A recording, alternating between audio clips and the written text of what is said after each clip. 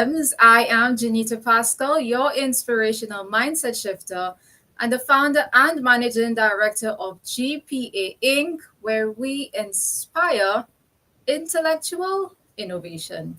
Guys, today I'm happy that you can join us here as my guest Amanda, who is an author and well-being and creativity coach, take you behind the win where we go beyond her cover story.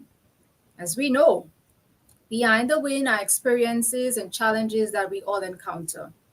Those dreams and visions that we set out to accomplish can be greeted by many stumbling blocks, which often leave us questioning why, and they always allow us to go back to the drawing board to determine where should we turn next and how should we take those next steps. But nobody truly knows, as all they ever get to see is that cover story. That cover story that leaves others questioning. Why can't I get there too? Here, we speak to doctors, authors, lawyers, professional coaches, entrepreneurs, your everyday people, and many more as they share with you by sharing on the challenges and experiences that they encountered before basking in their winning season. Again, I want to thank you so much for joining us here today as my guest joins us to share on the experience of transformation and change and how the end is often a wonderful beginning. And that is interesting. The end is a wonderful beginning. Hi, Amanda. Welcome to this platform. Hi there. Thank you so much for having me on. It's lovely to be here. Nice. And, before we get into the meat of things, we always like to do a little introduction. So if I were going along my merry way and I happened to get stuck in an elevator with you and you had the opportunity to introduce yourself, who would you tell me Amanda is and what is she best known for? So, hi, I'm Amanda. I am a wellbeing and creativity coach, but I am also an artist, a self-published author, a fibromyalgia advocate. I'm a Disney fan. there is so many different things, about me that, and I don't know what I'm best known for. Different people who know me in different, with different hats would say different things. So I just hope that I'm known for being a positive person. Nice. And earlier we both mentioned you being a self-made author, also you being a well-being and creativity coach. Can you tell us more about your story and perhaps what inspired you to become a well-being and creativity coach and an author, self-made at that? Yeah, so back in 2009, I was diagnosed with a condition called fibromyalgia. This is a neurological condition. It causes chronic pain, fatigue, cognitive issues, a whole host of different symptoms. So on my journey and learning to manage that, initially I was on a whole abundance, shall we say, of pain medications and different medications, and didn't quite get the relief. They didn't help me, which is actually the case for about a third of people with the condition. Medications tend not to. So it got to a point where I was on things like opiate medication and quite heavy duty medication, and I had this light bulb moment of, if this has to be me for the rest of my life, there's got to be another way to do this. And started going down a more holistic route. We are so blessed in the United Kingdom to have the National Health Service, and in Scotland even more blessed that in Glasgow there is a place called the Centre for Integrative Care. So it's a more holistic, complete package service that they provide. So I was referred there as a patient, and through tools like mindfulness-based cognitive behavioural therapy and mindfulness in general, and just looking at different, aspects of the mind-body connection, began to manage my condition. It's been about probably 8 years now that I have managed it without any medication, without any pharmaceutical input at all. I should stress at that point, I am not anti-pharmaceutical approaches for any condition. It is merely that it was my choice because they weren't working for me. And as I say, from that point of realising this stuff had helped me, I then wanted to make it accessible for other people, because not everyone can access where I was able to access. So I then became passionate about wanting to share these tools with other people. And that led to me then studying qualifications in meditation and mindfulness, holistic pain management techniques, and various other holistic therapies, working with crystals, and from a spiritual point of view, working with angels, just combining, a whole load of things that help me to then, as I say, share and make accessible to other people. Nice. And I like that you were able to not only get the help that you deserved, and now that you're doing tremendously well, but you also realize the need to empower and inspire the individuals and help them along the way, um, given your experience. And your journey is unique. And Uh-huh. oftentimes, those of us who are encountered by instances like this or experiences like this as it relates to chronic illness and other health experiences, those experiences tend to influence the mindset we adopt. So, what was that like for you? How did that experience shape and shift your mindset? And again, in that experience, what type of mindset did you lean to? Um, I am fully aware that before I became ill, I was a chronic people pleaser. I was so much about being of support to others. I worked in the care sector. I worked in an elderly care facility, which is a heavy going job. It's quite demanding, but it was very much a path I felt kind of called to be on. But I know that I overworked at that. I overpushed, and probably, people pleasing traits, probably fed in to the imbalances that then caused the fibromyalgia. So, but funnily, in terms of the mindset stuff, I'm very aware that if the tools that had helped me, like the mindfulness based cognitive behavioral therapy, like looking at behaviors and what I was doing, if that had been suggested to me at the very start of my journey and when I was diagnosed, I don't think I would have been open. I think I had to kind of get to that, I think I had to get to that rock bottom place Right. before I could begin to kind of climb back up. I think I had to go through that thing of like losing the career path I was on, having friends fall away. I think I had to, I kind of, as I said to you when I contacted you, I'd said about it being the end, but it becoming a beginning. And I think that was, I had to get to, the end of the rope almost before I could then start being open to not even not desperate, just open to trying other things and to being other approaches. Like that you spoke about people pleasing earlier, and sometimes along our journey we tend to people please and neglect ourselves and our goals. So how did this experience or your people pleasing experience impact your goal setting and goal manifestation journey, even as you were experiencing this health Yeah, experience? I think at first, as I say, the people pleasing took a while to shift. So, and early on, I was still in denial.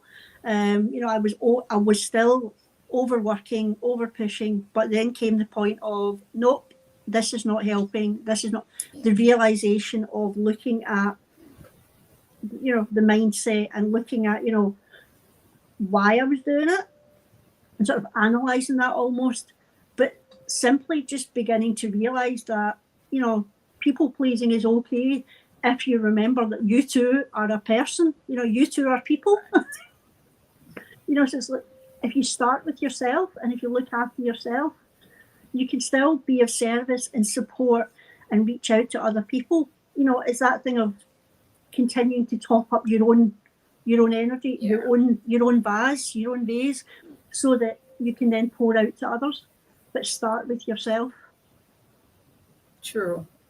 And we know that, given the topic here today, especially, that well being is very critical. And it has the ability to contribute to one's greater happiness, allowing us to think positively and make those decisions, where we also see those challenges as our solid foundation so that we remain resilient along our journey, and we take away those teachable lessons from this experience to just remain resilient in our pursuit. You spoke about the ability to sit and analyze. You also speak on the ability to seek assistance when necessary. What other tips, or for those watching, what other tips can they utilize to take responsibility for their well-being and their overall happiness, regardless of the challenge that they may encounter?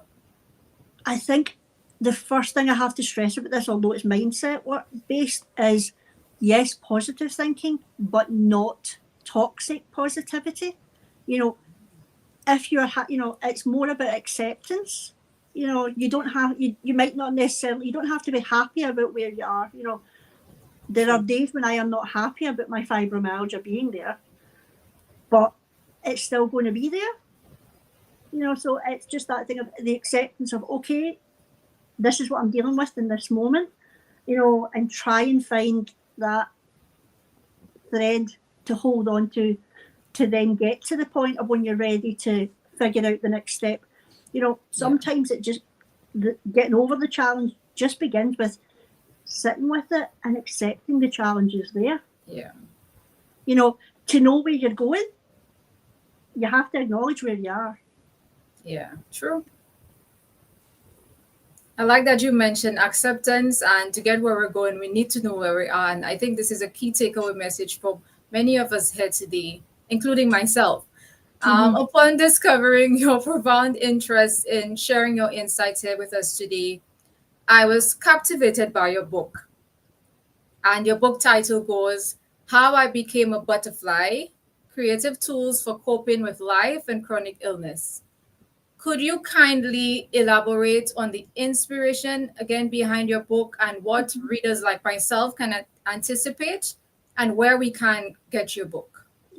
So the book, the reason I went for How I Became a Butterfly is, for me, butterflies are that internationally and universally recognised symbol of transformation and change. You know, they go from caterpillar to cocoon to butterfly. So it was that thing of how I made that change. So the book is part my story and part the tools that helped me. It's also structured in such a way that if you don't want to know my story, if you don't feel you need to get to know me to use the tools, you can jump straight to that stuff. You know, it's structured in such a way that you can just jump straight to if you don't need to know the background, you can go straight to the tools. And it is all the things that have helped me, things like meditation and mindfulness, working with crystals, working with the body's energy centers, connecting with the angels, connecting with creativity. There's all of those tools and kind of easy and simple ways of accessing, and just encouragement to access them in your own way and in your own terms. I would urge you to get the book. And can you tell us again, where can we get the book? Yep, you will find it on Amazon. I self-published through them. So it is, if you just look for How I Became a Butterfly, Amanda Mckinlay on there, you will find it. Okay, great. I am moving now into the work that you're doing as a well-being and creativity coach. For those of us on here who would like to tap into your services, can you share about more of the work that you're doing in that realm? It is so varied. I'm so blessed and so fortunate that no 2 days are ever the same.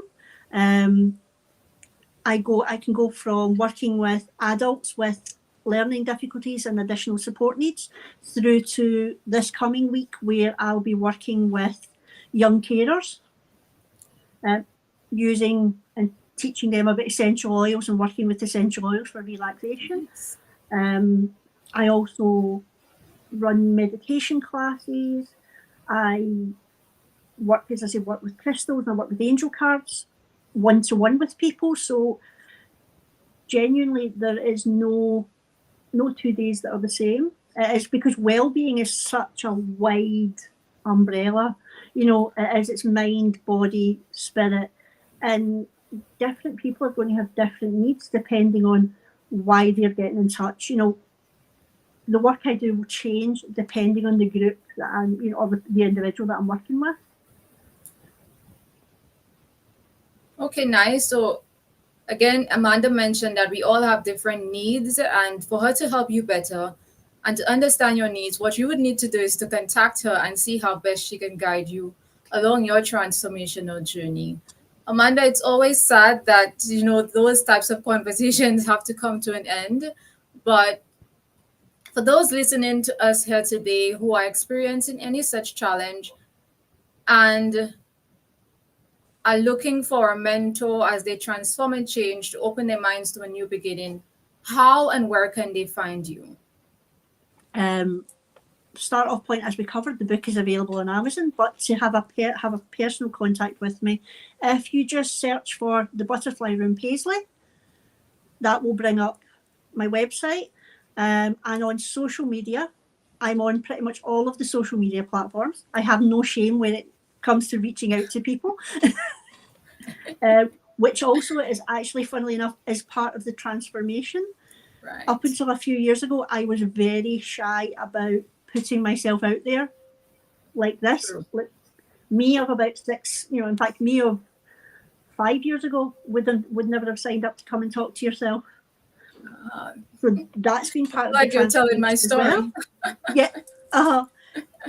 Yeah. So it's that thing, reach. Yeah. So all the socials, and the easiest way on the socials is look for Amanda Butterfly Room, and most of them have my picture and things like that make it obvious that it's me.